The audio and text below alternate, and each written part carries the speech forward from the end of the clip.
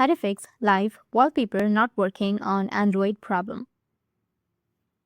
So if you want to fix your live wallpaper not working on your Android problem, then let's get started. First of all, you have to make sure that the wallpaper that you are trying to add is compatible with your device. At times, when your device is unupdated, or if you are using the very old version of your phone, the live wallpaper might not work.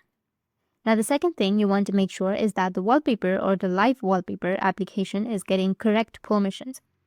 For that, you need to head over to your settings and simply search for privacy and security and go with authorization. And here, you need to make sure that you allow the permission for that live wallpaper section. But if your wallpaper is still not working, then you can go ahead and install a new application. Simply open up your Play Store and then search for live wallpaper. Now here you will see various live wallpaper applitions and you can download it completely for free. That's it, and if you have any questions, feel free to comment below. Thanks for watching.